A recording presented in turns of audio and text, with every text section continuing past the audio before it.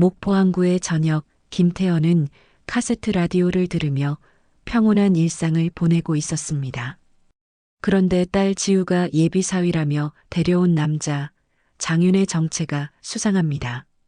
스페인 마드리드 출신 투자자라고 소개했지만 화장실에서 들려온 스페인어 통화가 태연의 귀에 꽂혔습니다. 진정해, 늙은이는 못 알아들어. 선부지 저당 잡고 튀자. 태연의 눈이 번뜩였습니다. 10여 년간 남미에서 쌓은 스페인어 실력으로는 모든 말을 완벽하게 알아들을 수 있었거든요. 오늘 사연을 시작하기 전에 구독과 좋아요 버튼을 눌러주시면 당신의 하루에 작은 기쁨이 더해질 거예요. 구독과 좋아요는 무료입니다. 그럼 사연 시작하겠습니다. 목포의 저녁 바람이 수산시장을 지나 항구 제즈바로 스며들어왔습니다. 낡은 간판 아래로 김태연이 천천히 걸어들어섰죠.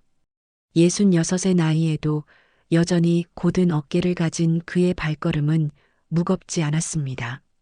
마치 오랜 세월 파도와 함께 춤춰온 사람처럼 자연스러웠어요. 사장님, 오늘도 오셨네요. 제즈바 사장이 익숙한 듯 인사를 건넸습니다. 태연은 고개를 끄덕이며 창가 자리로 향했어요. 그 자리는 항상 그의 자리였습니다. 폭우가 한눈에 내려다 보이고 저 멀리 바다까지 볼 수 있는 특별한 장소였죠. 낡은 플라스틱 의자지만 태연에게는 세상에서 가장 편안한 안식처였습니다. 카세트 라디오에서 김광석의 목소리가 흘러나왔습니다. 서른 즈음의 애절한 선율이 저녁 공기와 어우러지며 마음 깊숙이 스며들었어요. 태연은 작은 미소를 지으며 테이프를 살짝 만졌습니다. 이 테이프는 그의 보물 같은 존재였어요. 남미 항구를 떠돌던 시절부터 함께한 유일한 친구 같은 물건이었죠. 케이스에는 여러 나라 항구에서 모은 스티커들이 빽빽하게 붙어 있었습니다. 오늘도 어김없이 시장 상인들의 해외 배송 문의가 몇 건 있었어요. 태연 형님, 이 서류 좀 봐주세요. 칠레로 보내는 건데 통관 코드가 맞나요? 젊은 상인이 아침부터 찾아왔었죠. 태연은 언제나 기꺼이 도와줬습니다. 어려운 스페인어 서류든 남미 현지 관습이든 상관없이 말이에요. 그런 작은 도움들이 그의 하루를 채워주었습니다. 아저씨, 생선구이 나왔습니다. 젊은 아르바이트생이 따뜻한 접시를 내려놓았어요. 각 구운 고등어에서 고소한 냄새가 피어올랐습니다.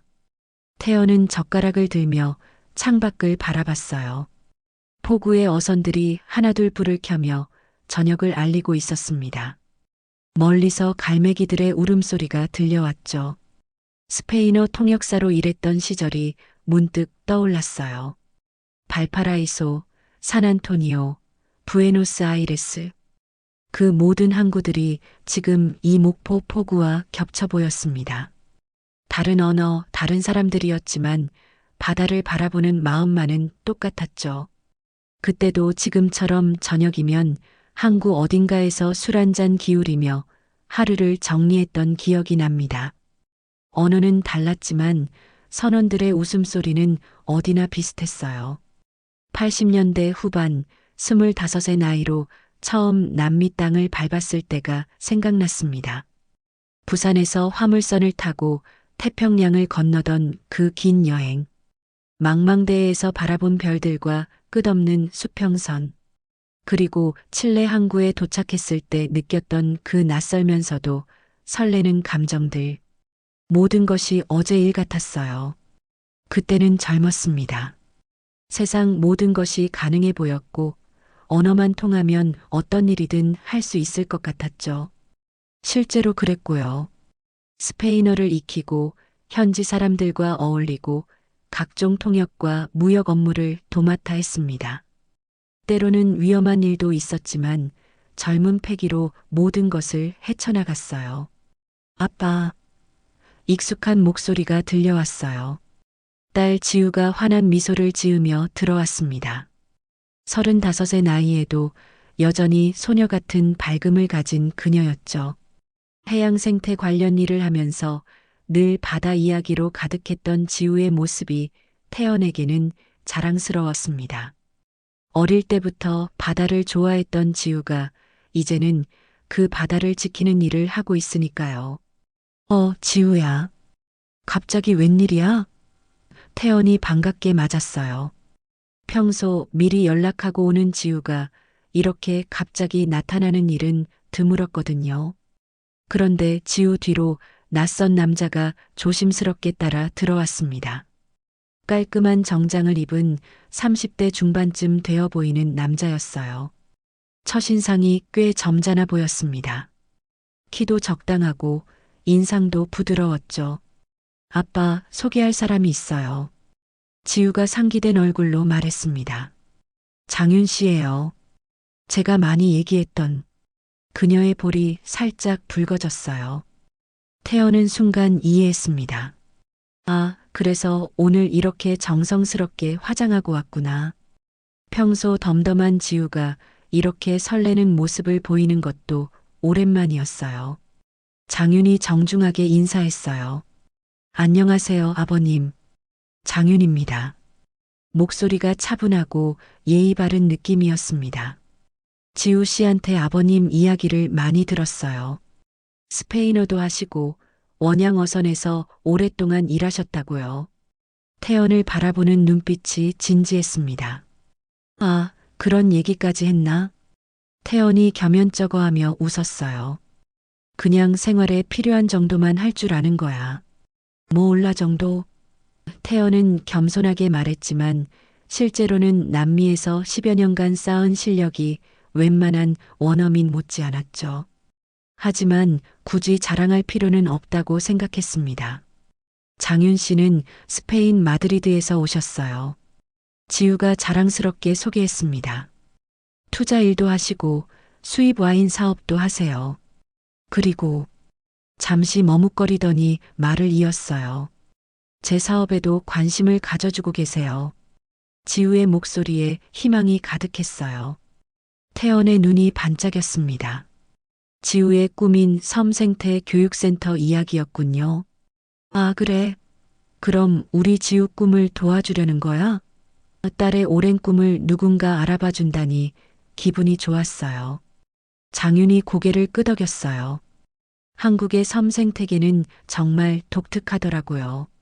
스페인에서도 이런 프로젝트에 관심이 많아서 투자자들을 연결해 드릴 수 있을 것 같아요. 특히 환경 보전과 교육이 결합된 사업은 요즘 유럽에서도 각광받고 있거든요. 말하는 모습이 진지하고 전문적이었습니다.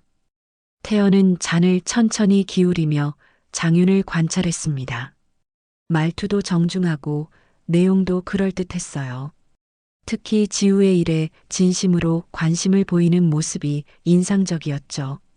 하지만 오랜 세월 여러 나라 사람들과 일해본 경험으로 첫 만남에서는 항상 조심스러웠습니다. 좋은 사람인지 나쁜 사람인지는 시간을 두고 봐야 알 수 있거든요. 일주일 후 여수 마리나 레스토랑에서 만남이 성사되었습니다. 세 사람의 양가 상견례 겸 투자 미팅이라고 지우가 말했어요. 태연은 평소보다 단정하게 차려입고 나왔습니다. 회색 정장에 넥타이까지 매고서 말이죠. 딸의 중요한 자리니까 아버지로서 예의를 갖춰야 한다고 생각했거든요. 여수 바다가 한눈에 내려다 보이는 레스토랑은 꽤 고급스러웠습니다. 하얀 테이블보와 크리스털 잔들이 반짝였어요. 지우는 새하얀 원피스를 입고 와서 평소보다 더욱 빛나 보였습니다. 얼굴에는 설렘과 긴장이 동시에 어려 있었어요. 아버님, 오늘 시간 내주셔서 감사합니다. 장윤이 정중하게 인사했습니다. 그의 손에는 두꺼운 서류 봉투가 들려 있었어요. 오늘 구체적인 사업 계획을 말씀드리려고 합니다. 목소리에 자신감이 묻어났죠. 레스토랑 매니저가 다가와 메뉴를 설명했습니다. 장윤은 능숙하게 와인을 주문했어요. 스페인 리오아 산 레드와인으로 부탁드립니다. 2018년 산으로요.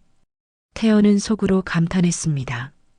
확실히 와인에 대해서는 잘 아는 것 같았거든요. 음식이 나오기 전 장윤이 서류를 펼쳤습니다. 지우 씨의 섬생태 교육센터 프로젝트인데요. 저희 스페인 파트너들이 정말 관심을 보이고 있습니다. 컬러로 인쇄된 사업 계획서가 꽤 전문적으로 보였어요. 유럽환경재단 로고도 선명하게 찍혀 있었습니다.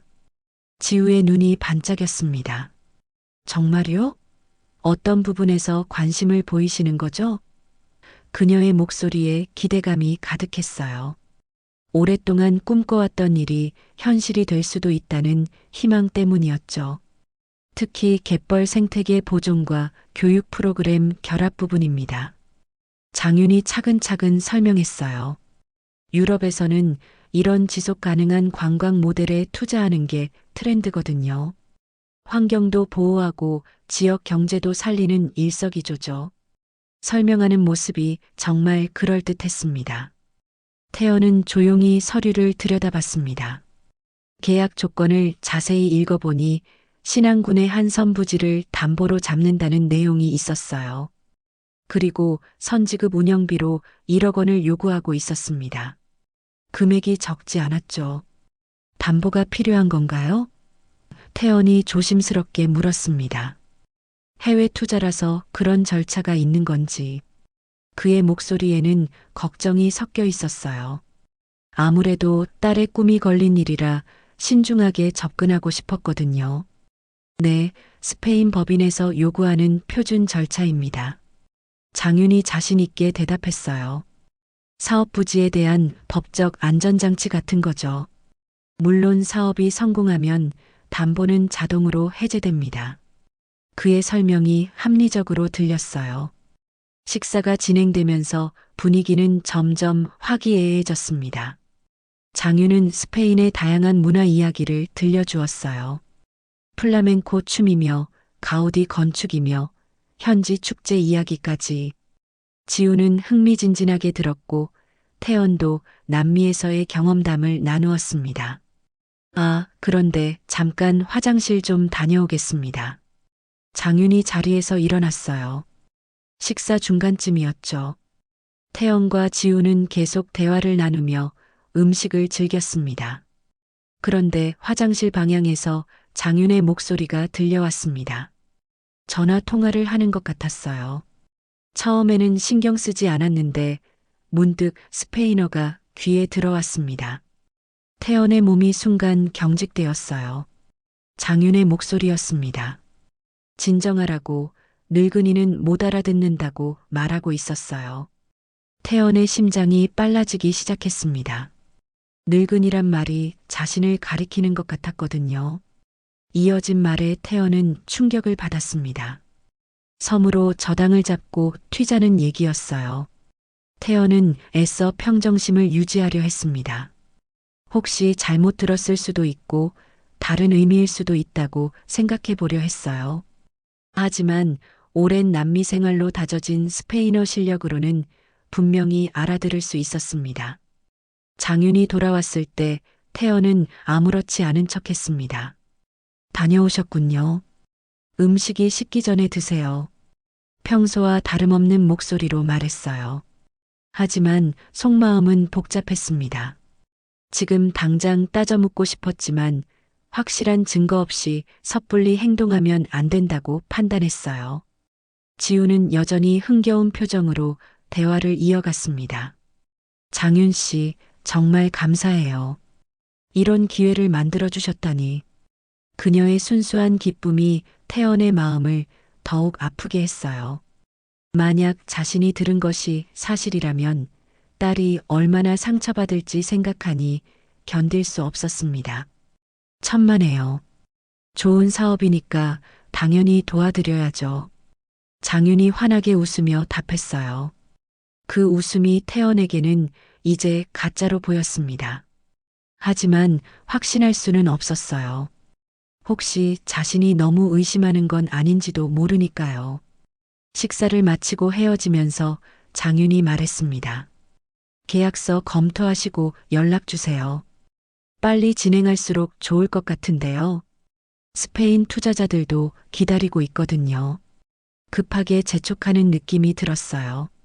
집으로 돌아가는 길에 태연은 깊은 고민에 빠졌습니다.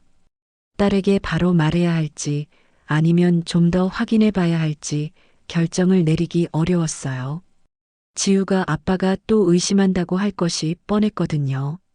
하지만 그냥 넘어가기에는 너무 불안했습니다. 그날 밤 태연은 잠들지 못했습니다.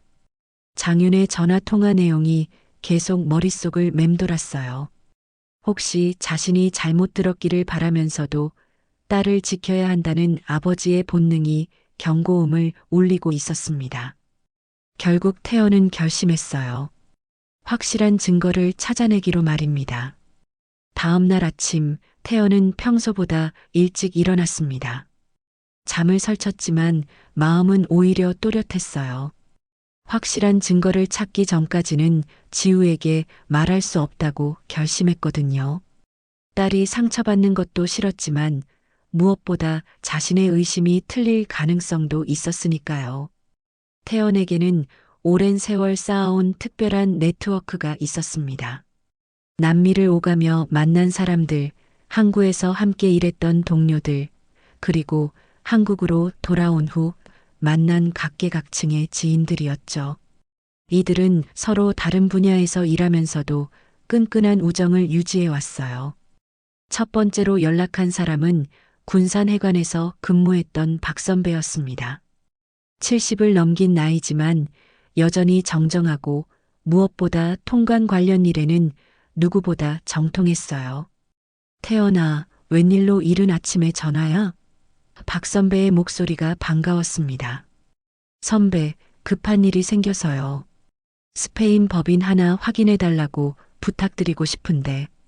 태연이 조심스럽게 말을 꺼냈어요. 장윤이 내민 서류에 적힌 회사명과 주소를 알려주었습니다. 마드리드에 있다는 수입회사인데 실제로 운영되고 있는지 확인할 방법이 있을까요? 박 선배는 잠시 생각하더니 대답했습니다. 요즘은 국제적으로 정보 공유가 잘 되거든. 스페인 세무당국이나 상공회의소 쪽으로 문의해 볼 수 있어. 이틀 정도 시간 주면 확인해 줄게. 역시 믿을 만한 사람이었어요. 두 번째는 부안에서 형사로 일하다 은퇴한 김영사였습니다. 태연보다 2살 위인 그는 경찰 생활 30년 동안 각종 사기 사건을 다뤄왔어요. 태연이 무슨 일이야? 목소리가 심상치 않은데? 김영사는 예리했습니다. 형사님, 부동산 담보나 명예 추적 같은 것도 확인할 수 있나요? 태연이 물었어요.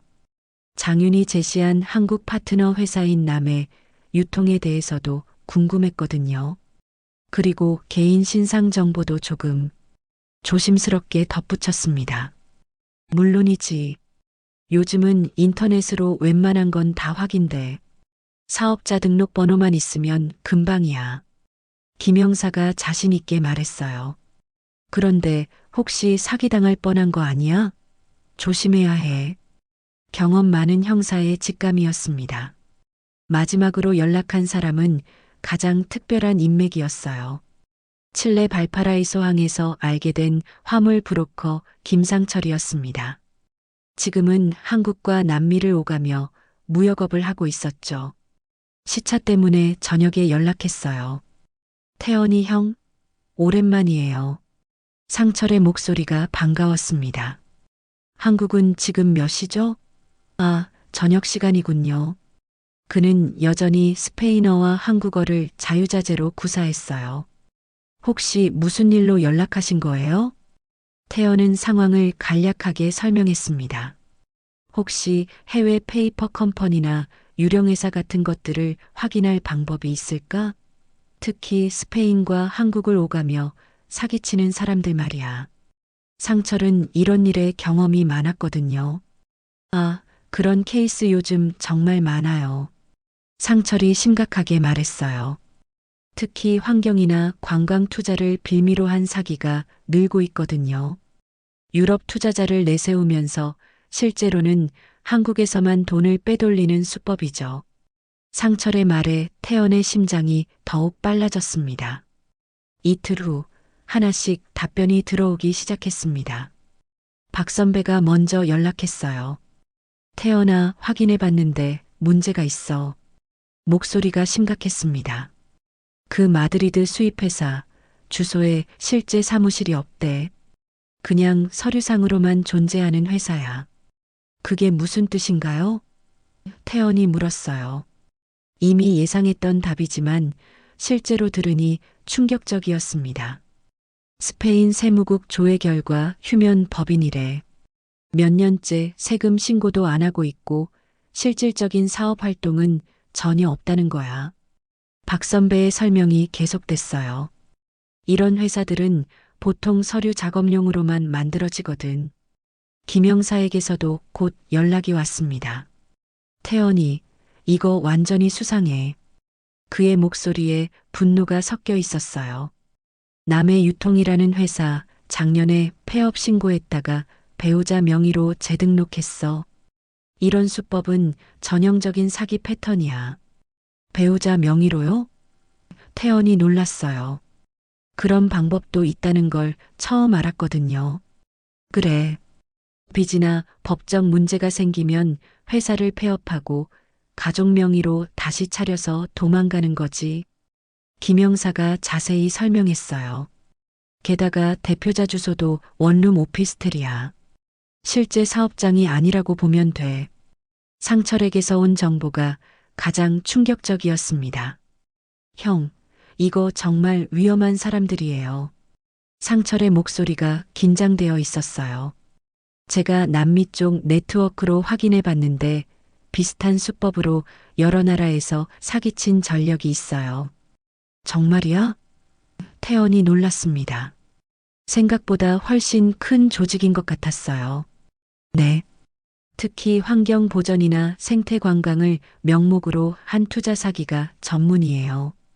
피해자들은 대부분 선량한 환경운동가들이나 지역 개발을 꿈꾸는 사람들이고요. 상철의 말에 태연의 분노가 치솟았습니다. 그날 저녁 태연은 장윤에게 직접 연락했습니다. 하지만 겉으로는 아무것도 모르는 척했어요. 사위, 어떻게 지내나? 우리 지우가 너무 좋아해서 보기 좋아. 목소리를 최대한 자연스럽게 만들었습니다. 아, 아버님. 안녕하세요. 장윤의 목소리가 약간 당황스러워 보였어요. 지우 씨 정말 좋은 분이에요. 사업도 빨리 진행하고 싶고요. 그래, 그래서 말인데 계약 전에 우리 목포 수산시장 구경이나 한번 해볼까? 태연이 제안했어요. 시장 상인들한테도 소개하고 싶고 목포 홍어도 스페인 사람들이 알아줄 텐데 말야. 일부러 친근하게 접근했습니다. 장윤은 잠시 망설이더니 동의했어요. 좋은 생각이에요. 현지 문화를 이해하는 것도 사업에 도움이 될 거예요. 하지만 목소리에서 뭔가 불안한 기색이 느껴졌습니다. 전화를 끊고 나서 태연은 깊게 한숨을 쉬었어요. 이제 확신할 수 있었습니다. 장윤과 그 일당은 분명히 사기꾼이었어요. 하지만 지우를 어떻게 설득할지가 문제였습니다. 확실한 증거를 보여줘야 믿을 텐데 아직은 부족했거든요. 태연은 계획을 세우기 시작했습니다. 장윤을 목포로 불러서 더 많은 증거를 확보하고 동시에 그의 정체를 완전히 밝혀내기로 했어요. 포구 네트워크의 힘을 보여줄 때가 온 것 같았습니다. 일주일 후 순천의 고즈넉한 한옥 한정식집에서 상견례 2차 모임이 열렸습니다. 지우가 정성스럽게 장소를 예약했어요. 아빠, 이번에는 장윤 씨 부모님도 오신대요. 스페인에서 직접 오신다니 정말 감동이에요. 지우의 목소리에는 설렘이 가득했습니다. 태연은 속으로 씁쓸했지만 겉으로는 밝게 웃었어요. 그래, 그럼 더욱 정성스럽게 준비해야겠네. 사실 장윤의 부모라는 사람들을 직접 만나보고 싶었거든요. 스페인어로 대화해보면 뭔가 단서를 잡을 수 있을 것 같았습니다. 한정식집에 도착하니 장윤이 이미 와 있었어요. 그 옆에는 50대 중반쯤 되어 보이는 부부가 앉아 있었습니다. 남자는 키가 크고 인상이 점잖았고 여자는 우아한 느낌이었어요. 첫인상만 보면 정말 외국인 같았습니다. 아버님, 어머님, 이분이 제가 말씀드린 지우 시아버님이세요. 장윤이 정중하게 소개했어요. 두 사람이 일어서서 인사했습니다. 안녕하세요. 저희는 장윤의 부모 호세와 마리아입니다. 남자가 어색한 한국어로 말했어요. 태연은 반갑게 맞았습니다. 안녕하세요. 멀리서 오시느라 고생 많으셨습니다. 그러면서 속으로는 관찰을 시작했어요. 뭔가 어색한 부분이 있는지 세심하게 살펴봤습니다. 음식이 나오면서 대화가 시작되었어요.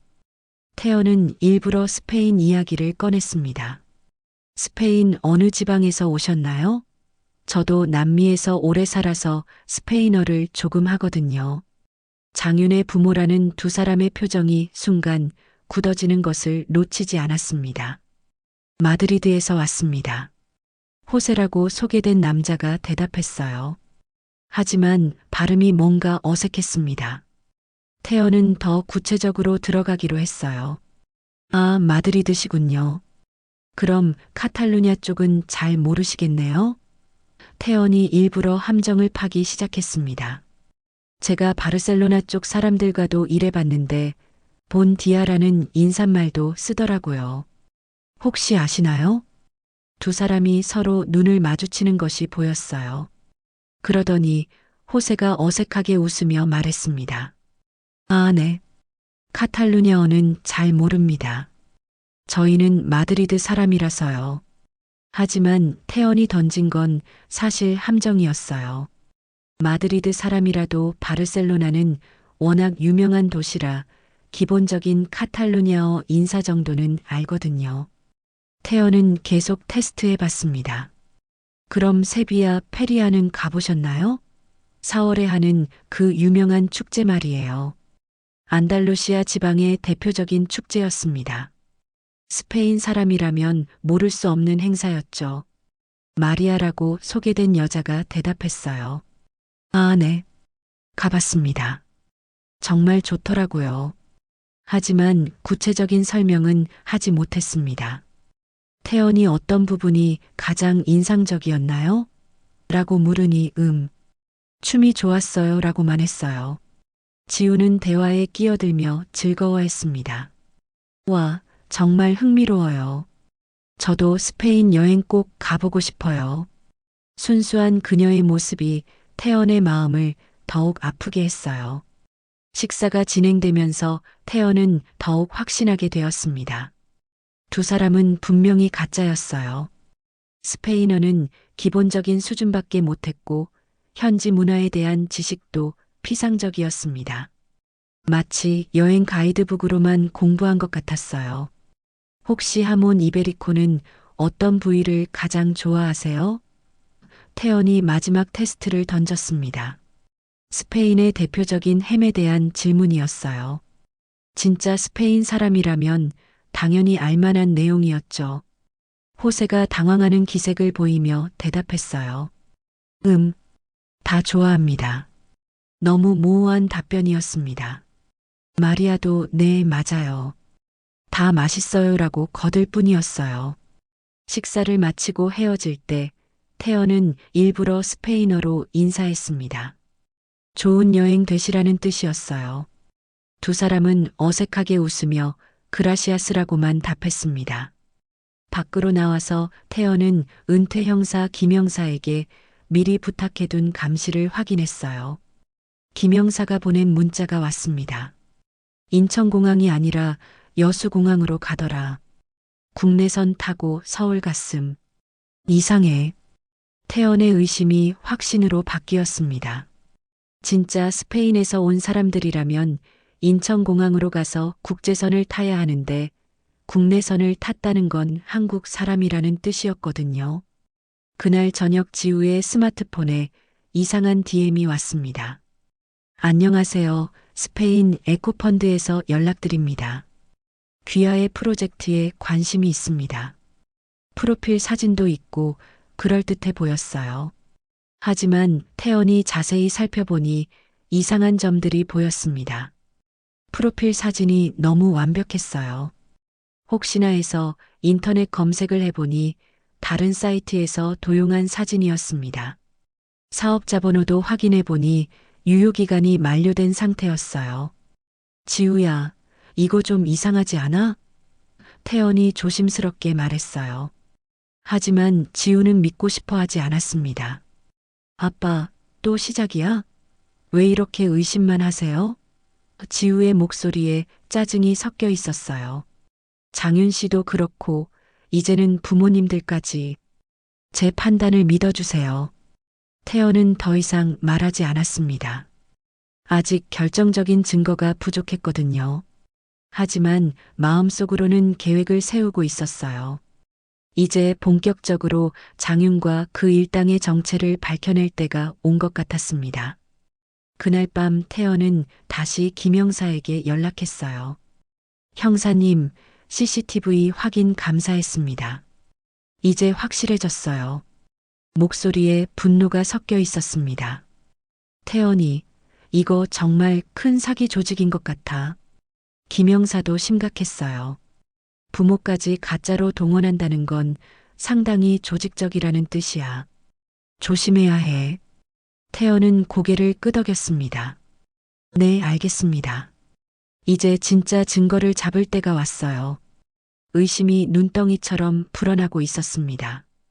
하지만 동시에 딸을 지켜내겠다는 아버지의 의지도 더욱 단단해졌어요.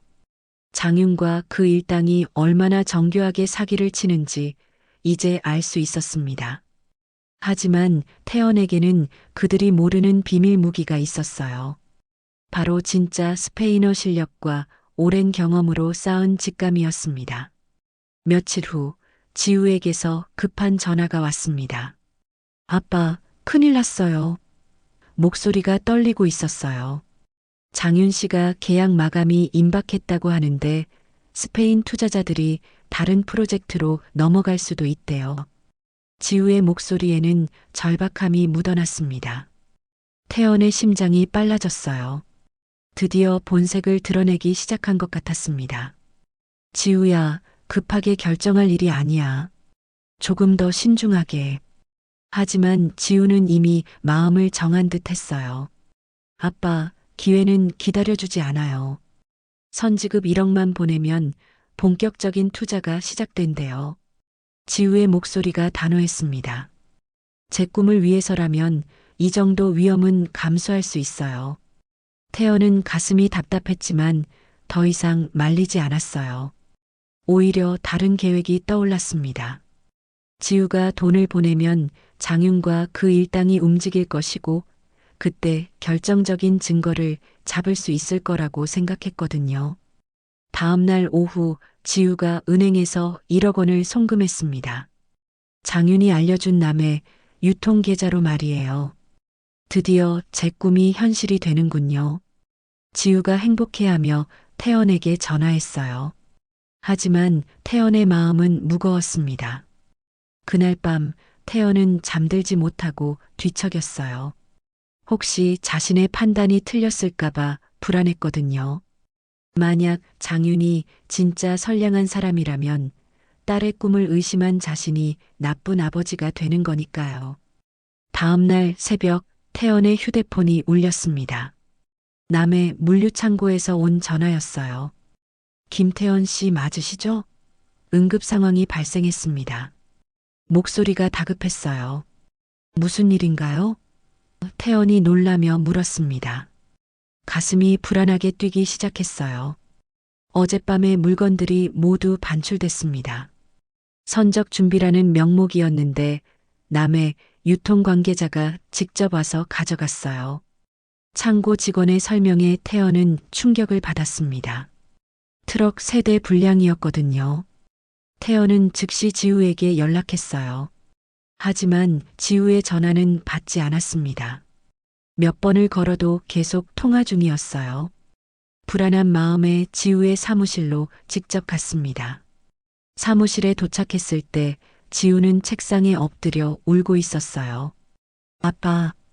지우가 고개를 들었는데 눈이 빨갛게 부어 있었습니다. 장윤 씨 전화가 안 받아요. 사무실도 비어 있대요. 태연의 마음이 미어졌습니다. 딸이 이렇게 상처받는 모습을 보니 가슴이 찢어지는 것 같았어요. 지우야. 태연이 딸을 안으려 했지만 지우가 몸을 돌렸습니다. 아빠는 맨날 의심만 하지. 내 꿈은 왜 안 믿어? 지우가 소리쳤어요. 아빠가 반대할 줄 알았으니까 혼자서 결정한 거예요. 그런데 정말로 말을 잇지 못하고 다시 울음을 터뜨렸습니다. 태연은 아무 말도 할 수 없었어요. 내가 미리 막았어야 했는데라는 후회와 딸이 이렇게 상처받을 줄 몰랐다는 자책감이 동시에 밀려왔습니다. 하지만 지금은 후회할 시간이 아니었어요. 지우야, 아빠가 해결해 줄게. 태연이 단호하게 말했습니다. 빼앗긴 건 반드시 되돌려 놓을 거야. 목소리에 강한 의지가 담겨 있었어요. 지우가 고개를 들었습니다. 어떻게요? 장윤 씨는 사라졌고 돈도 이미 나간 걸요. 절망적인 목소리였어요. 아빠를 믿어봐. 아직 끝난 게 아니야. 태연이 지우의 어깨를 붙잡았습니다. 하지만 이제부터는 아빠 말을 들어야 해. 혼자서 결정하지 말고 말이야. 그날 저녁 태연은 김영사에게 연락했어요. 형사님, 예상대로 됐습니다. 이제 본격적으로 추적해야겠어요. 목소리에 분노가 섞여 있었습니다. 태연이, 일단 진정해. 감정적으로 접근하면 놓칠 수 있어. 김영사가 차분하게 말했어요. 지금까지 수집한 증거들을 정리해보자. 그리고 다음 행동을 계획하는 거야. 태연은 깊게 숨을 쉬었습니다. 김영사 말이 맞았어요. 감정에 휘둘리면 오히려 상황을 악화시킬 수 있거든요. 네, 알겠습니다. 차근차근 해보죠. 다음 날 칠레에 있는 상철에게서 중요한 정보가 왔습니다. 형, 큰 단서를 찾았어요. 상철의 목소리가 흥분되어 있었어요. 장윤이라는 사람은 미끼일 뿐이에요. 진짜 총책은 따로 있어요. 총책이요? 태연이 놀라며 물었습니다. 네, 마담 서라고 불리는 여자예요. 한국과 스페인을 오가며 이런 사기를 전문적으로 치는 사람이라고 하더라고요. 상철의 설명이 계속됐어요. 담보 잡고 선지급 받고 유령 물류로 빼돌리는 게 그녀의 전문 수법이에요. 태연은 충격을 받았습니다. 장윤보다 더 큰 조직이 있다는 뜻이었거든요. 그럼 장윤은? 장윤은 어릴 때부터 마담 서의 가짜 가족 프로젝트에 동원된 사람이에요. 보육원 출신인데 10대 때부터 이런 일에 이용당했다고 해요. 상철의 말에 태연은 복잡한 감정을 느꼈습니다. 장윤도 결국 피해자라는 말이었어요. 하지만 그렇다고 해서 죄가 없어지는 건 아니었습니다. 그래도 죄는 죄죠. 태연이 중얼거렸어요. 형, 그런데 좋은 소식도 있어요. 상철이 말했습니다. 마담 서가 곧 한국에 들어온다고 해요. 최종 계약을 위해서요. 이번이 기회예요. 태연의 눈이 번뜩였습니다. 언제요? 다음 주쯤이요. 서해 섬 축제를 이용해서 공개 행사를 열 계획이라고 하더라고요. 상철의 정보가 정확했어요. 태연은 계획을 세우기 시작했습니다. 서해 섬 축제를 역이용해서 마담 서와 장윤을 한 번에 잡는 거였어요. 해경과 경찰, 그리고 통관 당국을 동시에 움직이는 대작전이었습니다. 상철아, 고마워. 이제 진짜 승부를 걸어보자. 태연의 목소리에 강한 의지가 담겨 있었어요. 딸의 꿈을 짓밟은 사기꾼들에게 제대로 된 응징을 해줄 때가 온 것 같았습니다. 그날 밤 태연은 오랜만에 깊게 잠들었어요. 내일부터 본격적인 준비가 시작될 거였거든요. 포구 네트워크의 진짜 힘을 보여줄 시간이 왔습니다. 다음 날 아침 태연은 일찍 일어나 본격적인 조사에 착수했습니다. 상철이 알려준 마담 서에 대한 정보를 더 자세히 파헤쳐야 했거든요. 먼저 김영사에게 연락해서 국내 수사기관 차원에서 확인할 수 있는 것들을 요청했어요. 형사님, 마담 서라는 인물에 대해 혹시 들어보신 적 있나요? 태연이 물었습니다. 김영사는 잠시 생각하더니 놀라운 반응을 보였어요. 아, 그 사람. 몇 년 전부터 수사망에 올라와 있는 인물이야. 김영사의 목소리가 심각해졌습니다. 국제사기 전문가로 유명해. 주로 환경사업이나 관광개발을 미끼로 써서 말야. 태연의 예상이 맞아떨어지고 있었어요. 그럼 이미 경찰에서도 주목하고 있는 인물이군요. 태연이 확인했습니다. 그렇지. 하지만 워낙 교묘해서 결정적인 증거를 잡기가 어려웠어. 항상 대리인을 내세우고 자신은 뒤에 숨어 있거든. 김영사가 설명했어요. 그런데 내가 만난 장윤이라는 놈이 그 대리인 중 하나일 가능성이 높아. 태연은 이제 전체 그림이 보이기 시작했습니다. 장윤은 단순한 사기꾼이 아니라 더 큰 조직의 말단이었던 거예요. 그리고 진짜 배후에는 마담 서라는 인물이 있었던 겁니다. 오후에 상철에게서 더 자세한 정보가 들어왔어요. 형, 장윤의 과거를 더 파봤는데 정말 복잡해요. 상철의 목소리에 안타까움이 섞여 있었습니다. 어떤 내용이야? 태연이 물었어요. 장윤은 어릴 때 고아원에서 자랐는데 15살 때부터 마담 서의 가짜 가족 프로젝트에 동원됐어요. 상철이 설명했습니다. 처음에는 단순히 용돈벌이 정도로 생각했겠지만 점점 깊이 빠져든 거죠. 태연은 복잡한 감정을 느꼈어요. 장윤도 어떤 면에서는 피해자였던 거죠.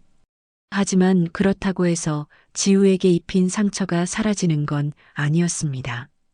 그런데 형, 희망적인 소식도 있어요. 상철이 말을 이었습니다. 장윤이 최근 들어 마담 서에게서 벗어나려고 시도하고 있다는 정보가 있어요. 양심의 가책을 느끼고 있다고 하더라고요. 정말이야? 태연이 놀랐습니다. 혹시 장윤을 우리 편으로 만들 수 있을까요? 네, 그래서 제가 생각해 본 건데 장윤을 직접 만나서 설득해 보는 건 어떨까요? 상철이 제안했습니다. 마담 서의 약점을 알아내는데 도움이 될 것 같아요.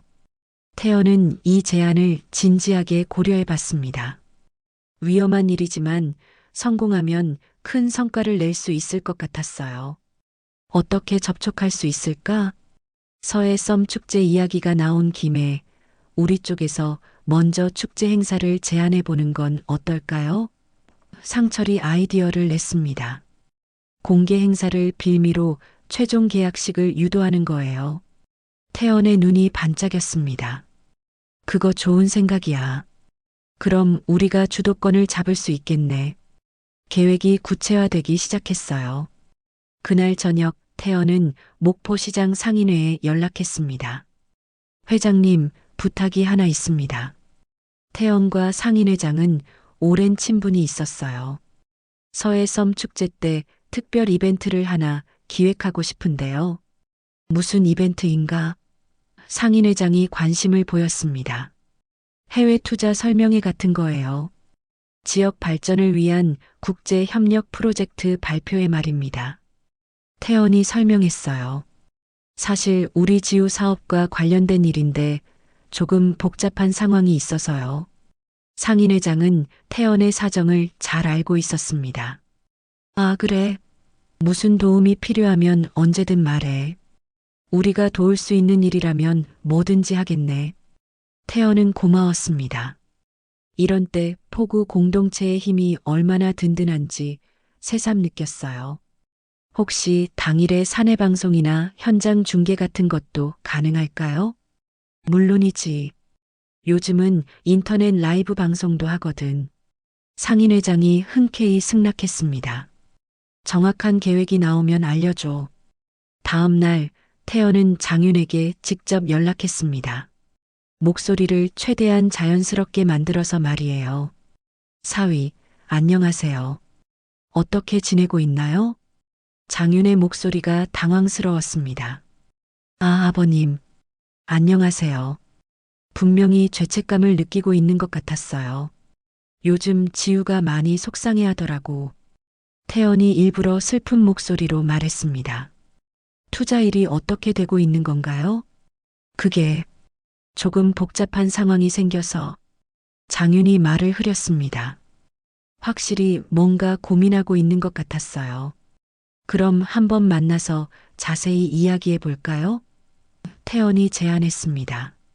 서해섬 축제 때 공개 행사도 열 계획인데 그때 오실 수 있나요? 장윤은 잠시 망설이더니 대답했습니다. 네, 가보겠습니다. 목소리에 결심한 듯한 느낌이 들었어요. 전화를 끊고 나서 태연은 본격적인 준비에 들어갔습니다.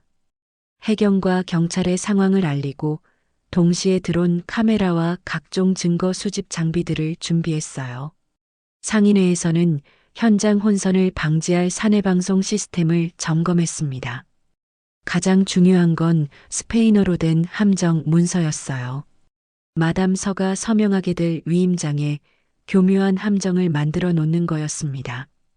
자신이 사기꾼임을 스스로 인정하는 내용을 스페인어로 적어 놓되 한국어 번역본은 다르게 만드는 거였죠. 이제 준비는 끝났다. 태연이 혼자 중얼거렸습니다. 마담 서든 장윤이든 이번에는 절대 놓치지 않을 거야. 태연의 눈에 강한 의지가 타오르고 있었어요. 며칠 후면 서해 섬 축제가 시작될 예정이었습니다. 그리고 그 무대에서 모든 것이 결판날 것 같았어요. 태연은 딸의 꿈을 되찾아주기 위해 마지막 준비를 마쳤습니다. 신안 퍼플섬 축제 당일 하늘에는 먹구름이 가득했습니다. 부슬부슬 내리는 비가 축제 분위기를 더욱 운치 있게 만들어주고 있었어요. 메인 무대 뒤편의 텐트에서 태연은 마지막 점검을 하고 있었습니다. 드론 카메라는 정상 작동했고 상인의 사내방송 시스템도 준비가 완료되었어요. 형사님, 해경 쪽 준비는 어떻습니까? 태연이 김영사에게 물었습니다. 김영사는 축제 보안을 담당한다는 명목으로 현장에 와 있었어요. 다 준비됐어. 해경 고속정도 대기 중이고 경찰 기동대도 근처에 숨어 있다. 김영사가 작은 목소리로 대답했습니다. 그런데 정말 올까? 마담 서 말이야. 태연은 고개를 끄덕였어요. 올 거예요. 이런 사람들은 끝까지 욕심을 부리거든요. 마지막 한 건을 더 하려고 할 겁니다. 오랜 경험에서 우러나온 확신이었어요. 오후 2시쯤 장윤이 나타났습니다. 평소보다 훨씬 수척해 보였고 얼굴에는 피로가 역력했어요. 태연과 눈이 마주쳤을 때 장윤의 표정이 복잡해졌습니다. 아버님, 장윤이 조심스럽게 다가왔습니다. 목소리가 떨리고 있었어요. 죄송합니다. 정말 죄송합니다. 갑작스러운 사과에 태연도 당황했습니다. 무슨 소리야? 갑자기 왜 그래? 태연이 일부러 모르는 척했어요. 하지만 장윤의 진심 어린 사과에서 뭔가 변화를 느낄 수 있었습니다. 지우 씨를 정말 좋은 분을 이렇게 만들어서 장윤이 말을 잇지 못했어요. 눈가가 붉어지는 것이 보였습니다. 저도 처음에는 그냥 일이라고 생각했는데 지우 씨를 알아가면서 태연은 장윤의 진심을 느꼈습니다. 상철이 말한 대로 장윤도 양심의 가책을 느끼고 있었던 거예요. 지금이라도 빠져나오면 널 살릴 증언이 될 수 있다. 태연이 조용히 말했습니다. 장윤의 눈이 커졌어요. 아버님이 모든 걸 알고 계신 거군요. 더 이상 숨길 수 없다는 듯 고개를 떨어뜨렸습니다. 그때 장윤의 휴대폰이 진동했습니다. 스페인어 메시지였어요. 서명하고 튀라는 내용이었습니다. 태연은 그 메시지를 읽고 긴장했어요. 드디어 마담 서가 움직이기 시작한 것 같았거든요. 저 사람들이 오고 있어요. 장윤이 떨리는 목소리로 말했습니다. 마담 서와 수행원들, 정말 위험한 사람들이에요. 두려움이 역력했어요. 태연은 장윤의 어깨를 붙잡았습니다. 괜찮아. 우리가 준비한 게 있어. 너만 우리 편이 되어주면 돼. 격려의 말을 건넸어요. 30분 후 검은색 승용차 2대가 축제장에 도착했습니다. 첫 번째 차에서 50대 중반의 여성이 내렸어요. 키가 크고 인상이 날카로운 여자였습니다. 바로 마담 서였어요. 뒤따라 2명의 수행원이 내렸습니다. 마담 서는 주변을 둘러보며 무대 쪽으로 걸어왔습니다. 비를 맞으면서도 당당한 걸음걸이를 보였어요. 확실히 범상치 않은 인물이었습니다. 어디 있지? 마담 서가 수행원에게 스페인어로 물었습니다. 태연은 모든 대화를 놓치지 않고 들었어요. 저기 텐트 안에 있을 겁니다. 수행원이 대답했습니다. 그들도 스페인어를 쓰고 있었지만 발음이 완벽하지 않았어요. 한국 사람들이 스페인어를 배운 티가 났습니다. 드디어 마담 서 일행이 텐트로 들어왔습니다. 안녕하세요. 기다리고 계셨군요. 마담 서가 유창한 한국어로 인사했어요. 목소리에 자신감이 넘쳤습니다. 태연은 정중하게 맞았습니다. 멀리서 오시느라 수고하셨습니다. 저는 지우 아버지 김태연입니다. 상대방을 관찰하면서 말했어요. 네, 많이 들었습니다. 저는 서명희입니다. 마담 서가 명함을 내밀었어요. 스페인 환경재단 아시아 대표라고 적혀 있었습니다. 계약 절차가 시작되었습니다. 마담 서는 준비해온 서류들을 펼쳤어요. 모든 것이 그럴듯해 보였습니다.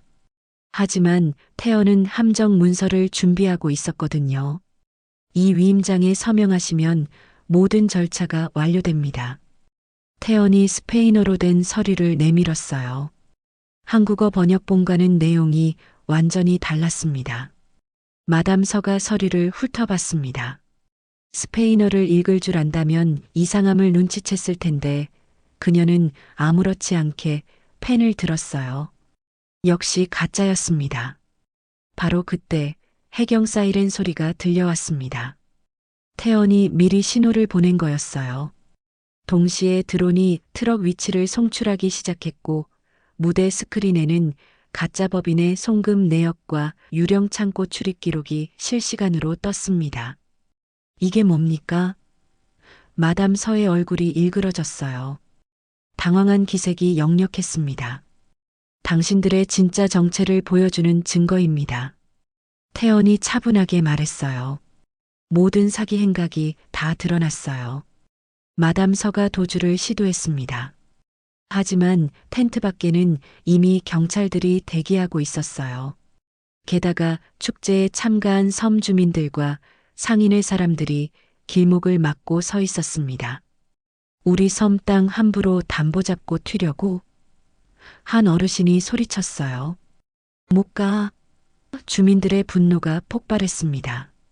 그때 장윤이 떨리는 손으로 USB를 꺼냈습니다. 여기에 모든 장부가 들어 있습니다.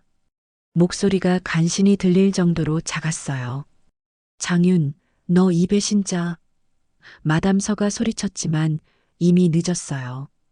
경찰이 수갑을 채우기 시작했습니다. 비가 더 세게 내리기 시작했습니다.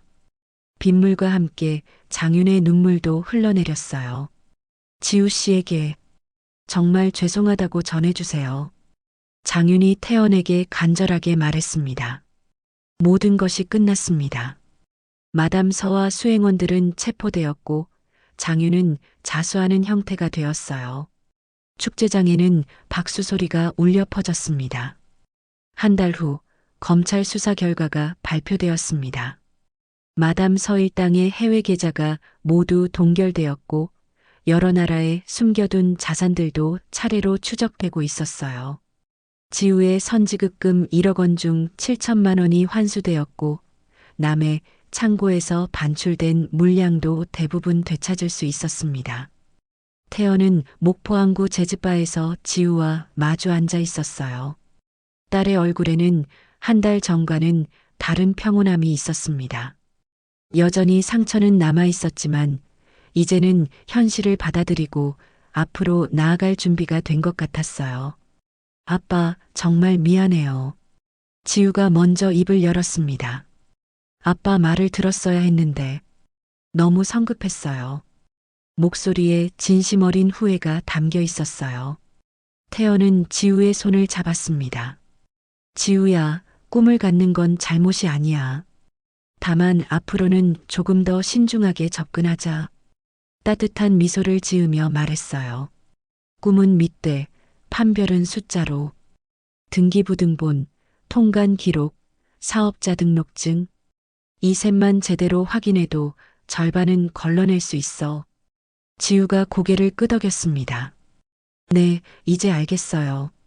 감정보다는 팩트로 판단해야겠네요. 그녀의 표정이 한결 성숙해 보였어요. 창밖으로 목포 바다가 보였습니다. 저녁 햇살이 물결에 반사되어 반짝이고 있었어요. 카세트 라디오에서는 여전히 김광석의 목소리가 흘러나왔습니다. 하지만 이제는 슬픈 노래가 아니라 희망적인 곡들이 더 많이 들렸어요. 그런데 아빠, 장윤 씨는 어떻게 됐어요? 지우가 조심스럽게 물었습니다. 아직도 그에 대한 복잡한 감정이 남아있는 것 같았어요. 공범이지만 내부 고발자가 되어서 형량이 많이 줄어들 예정이야. 태연이 설명했어요. 게다가 피해 주민들을 찾아가서 직접 사과하고 있다더라. 진심으로 반성하고 있는 것 같아. 며칠 전 장윤이 구치소에서 보낸 편지가 생각났어요. 떨리는 글씨로 쓴 사과문이었는데 특히 지우에게 전하는 말이 인상적이었습니다. 지우 씨의 꿈은 진짜였습니다. 언젠가 꼭 이루시길 바랍니다. 태연은 지우에게 그 편지 내용을 전해주었어요. 지우는 잠시 눈물을 글썽이더니 조용히 말했습니다. 그래도 용서할 수는 없어요. 하지만 다시 시작할 기회는 있어야겠죠. 일주일 후 목포 바닷가에 작은 현수막이 걸렸습니다. 갯벌 교실 앤드 바다도서관 오픈 준비 중이라고 적혀 있었어요. 지우가 환수받은 돈과 새로 확보한 후원금으로 작지만 의미 있는 시작을 하기로 한 거였습니다. 이번에는 제대로 된 파트너를 찾았어요. 지우가 자랑스럽게 말했습니다. 목포대학교 해양과학과와 연계해서 진행하기로 했어요. 모든 서류도 다 확인했고요. 이번에는 정말 신중하게 접근하고 있었어요. 태연은 딸의 성장한 모습이 기특했습니다. 그래, 그렇게 해야지. 꿈은 하루아침에 이루어지는 게 아니니까. 저녁마다 갯벌 교실에서는 아재 스페인어 야학이 열렸습니다. 태연이 시장 상인들과 어민들을 대상으로 기초 스페인어를 가르치는 거였어요. 남미 무역이 늘어나면서 현지 언어의 필요성을 느끼는 사람들이 많았거든요. 오늘은 숫자 세는 법을 배워보겠습니다. 태연이 칠판에 스페인어 숫자를 적었어요. 상인들이 따라 읽는 소리가 정겹게 들렸습니다. 수업이 끝나고 태연은 항구 제즈바로 향했어요. 오늘은 특별한 날이었거든요. 카세트 라디오에 새로운 테이프를 추가하는 날이었습니다. 지우가 준비한 해양 일기 테이프였어요. 아이들을 위한 바다 생태 이야기를 지우가 직접 녹음한 거였습니다. 파도는 왜 칠까요? 갯벌에는 어떤 생물들이 살까요? 지우의 맑은 목소리가 라디오에서 흘러나왔어요. 태연은 잔을 들며 창밖을 바라봤습니다. 폭우의 불빛들이 하나둘 켜지고 있었어요. 어선들이 오늘 하루의 일과를 마치고 돌아오고 있었습니다. 사장님, 오늘은 무슨 음악 들으실래요? 제즈바 사장이 물었어요. 오늘은 광화문 연가로 할까요? 태연이 대답했습니다. 애틋하면서도 희망적인 그 곡이 지금 기분과 딱 맞았어요. 음악이 흘러나오기 시작했습니다. 태연은 잔을 높이 들며 혼잣말을 했어요. 사랑의 반대말은 미움이 아니라 검증, 그리고 끝까지 곁에 서주는 연대. 그 순간 휴대폰에서 메시지가 왔어요. 지우에게서였습니다. 아빠, 오늘 첫 번째 아이들 수업했어요. 너무 행복해요. 사랑해요. 간단한 메시지였지만 태연의 가슴을 따뜻하게 만들었어요. 바깥에서 바람이 불어왔습니다. 목포 포구의 간판들이 바람에 흔들리며 반짝였어요. 저 멀리 바다에서는 등대 불빛이 규칙적으로 깜빡이고 있었습니다. 태연은 작은 수첩을 꺼내 오늘의 일기를 썼습니다. 딸의 꿈이 다시 항해를 시작했다. 이번에는 제대로 된 나침반과 함께 펜을 놓고 미소를 지었어요. 카세트 라디오에서 지우의 목소리가 들려왔습니다. 바다는 우리의 친구예요. 하지만 친구가 되려면 서로를 잘 알아야 해요. 아이들을 위한 이야기였지만 어른들에게도 의미 있는 말이었어요. 태연은 마지막 한 모금을 마시며 일어났습니다. 내일은 또 다른 하루가 시작될 거예요. 시장 상인들의 수출 문의도 처리해야 하고 스페인어 야학 준비도 해야 했습니다. 그리고 무엇보다 지우의 갯벌 교실이 잘 자리 잡을 수 있도록 도와줘야 했어요. 포구를 걸어 나오며 태연은 뒤돌아봤습니다. 제즈바에서 흘러나오는 음악 소리와 따뜻한 불빛이 마음을 편안하게 했어요. 내일 저녁에도 이 자리에서 딸의 목소리를 들으며 하루를 마무리할 수 있다는 것만으로도 충분히 행복했습니다. 바람이 다시 불었습니다. 이번에는 차가운 바람이 아니라 따뜻한 봄바람이었어요. 비로소 꿈은 검증 위에서 진짜 항해를 시작할 수 있게 되었습니다. 오늘의 이야기 들어주셔서 감사합니다. 앞으로도 인생의 지혜를 밝히는 감동적인 사연으로 찾아뵙겠습니다. 좋아요와 구독도 잊지 말고 눌러주시고 댓글로 응원의 메시지를 남겨주세요. 오늘도 여러분들께 꽃길 인생만 펼쳐지길 바라고 응원하겠습니다.